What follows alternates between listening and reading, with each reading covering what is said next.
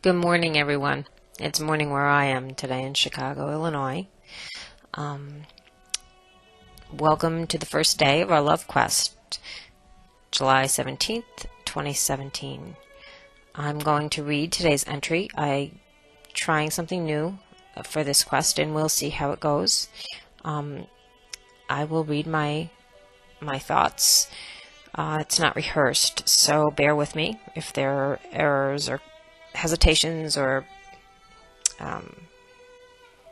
page turns that you hear. And you can comment below.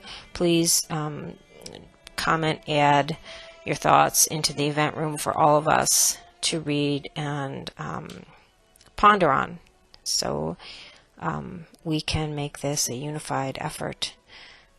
Today, these begin again because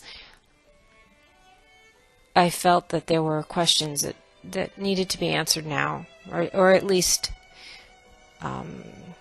examined now, about what love really is. When the quest stopped 4 years ago, 3 years ago, I guess. I guess there was nothing else to say, at least from me, from my perspective. We had looked at that point at the necessity of loving self, and many aspects of that were examined over the years. Now, this many years later, feels like we need to get down to it. We need to look at things we didn't want to look at before, didn't even know we had to look at before, because of what's going on with the planet, and simultaneously within us, there's a lot of opportunity for a broader experience of love, one which I believe we've never imagined was possible. And this is why I bring these quests up again and out again, and hopefully we can discover their purpose together. So on this first day, it's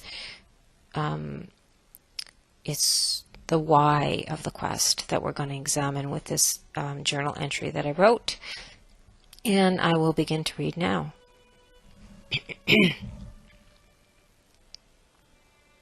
It is in the love of every part of self in which you will locate the love of every other.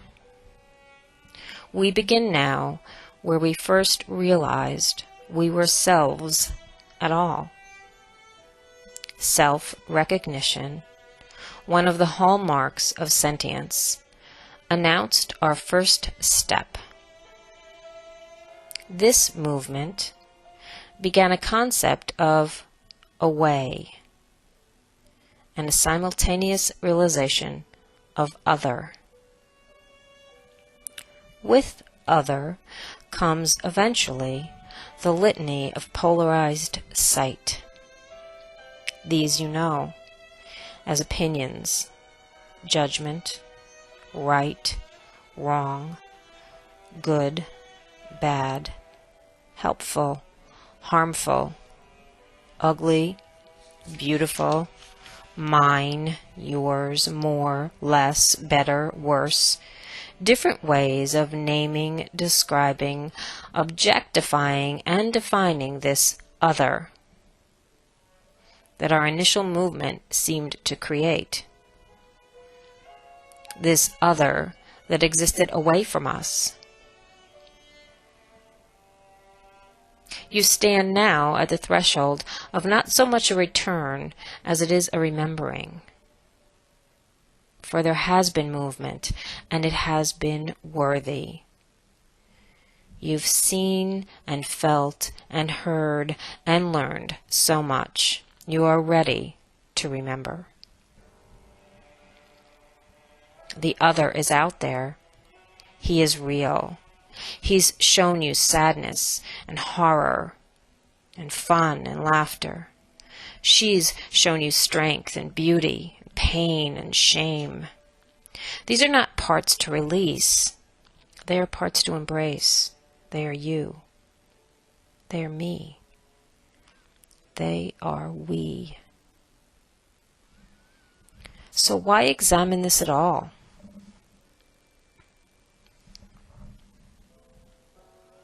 Because, dear human, you've asked not just to know this other. You've stepped beyond the initial question and moved to why the other. Sentience urged you on and surrounded you with other. Now, sentience whispers an answer to your why question. For you. It is in the knowing of every other possibility where self is discovered. Do you see? You've come full circle. There is no love of other possible without love of self. There is no love of self possible without love of other. This sounds like rhetoric, and indeed, it is semantics. We touch with words, hear with emotions, and learn with hindsight.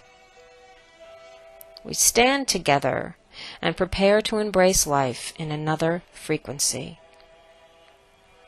We are reminded by each other that it's better there than it has been. That love is the underlying element, and that there our thoughts manifest almost instantly.